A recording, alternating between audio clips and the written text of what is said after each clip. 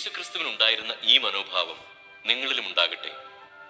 ദൈവത്തിന്റെ രൂപത്തിലായിരുന്നെങ്കിലും അവൻ ദൈവവുമായുള്ള സമാനത നിലനിർത്തേണ്ട ഒരു കാര്യമായി പരിഗണിച്ചില്ല. തന്നെ തന്നെ ശൂന്യനാക്കിക്കൊണ്ട് ദാസന്റെ രൂപം സ്വീകരിച്ച് മനുഷ്യരുടെ സാദൃശ്യത്തിലായി തീർന്ന് ആകൃതിയിൽ മനുഷ്യനെ പോലെ കാണപ്പെട്ടു. മരണം വരെ, അതേ കുരിശുമരണം വരെ അനുസരണമുള്ളവനായി തന്നെ തന്നെ താഴ്ത്തി. ആകയാൽ ദൈവം അവനെ അത്യധികം ഉയർത്തി എല്ലാ നാമങ്ങൾക്കും ഉപരിയായ നാമം നൽകുകയും ചെയ്തു.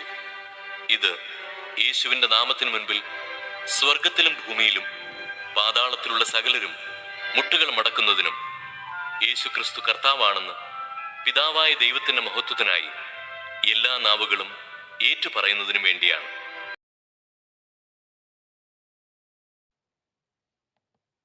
ഇത്രയും പറഞ്ഞതിനു ശേഷം യേശു സ്വർഗത്തിലേക്ക് കണ്ണുകൾ ഉയർത്തി പ്രാർത്ഥിച്ചു.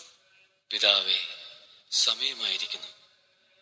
പുത്രൻ അവിടുത്തെ മഹത്വപ്പെടുത്തേണ്ടതിന് പുത്രനെ അങ്ങ് മഹത്വപ്പെടുത്തണമേ. എന്തെന്നാൽ അവിടുന്ന് അവന് നൽകിയിട്ടുള്ളവർക്കെല്ലാം അവൻ നിത്യജീവൻ നൽകേണ്ടതിന് എല്ലാവരുടെയും മേൽ അവന് അവിടുന്ന് അധികാരം നൽകിയിരിക്കുന്നുവല്ലോ.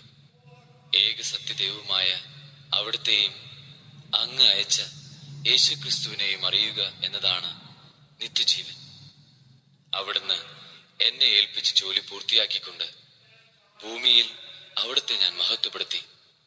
ആകയാൽ പിതാവേ, ലോക സൃഷ്ടിക്ക് മുമ്പ് എനിക്ക് അവിടുത്തോട് കൂടെ ഉണ്ടായിരുന്ന മഹത്വത്താൽ ഇപ്പോൾ അവിടുത്തെ സന്നിധിയിൽ എന്നെ മഹത്വപ്പെടുത്തണമേ.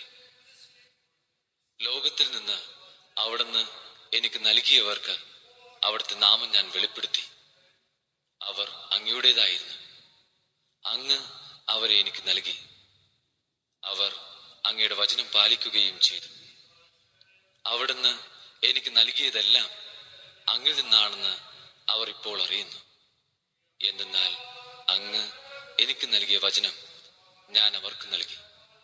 അവർ അത് സ്വീകരിക്കുകയും ഞാൻ അങ്ങയുടെ അടുക്കൽ നിന്ന് വന്നുവെന്ന് സത്യമായി അറിയുകയും അങ്ങ് എന്നെ അയച്ചുവെന്ന് വിശ്വസിക്കുകയും ചെയ്തു.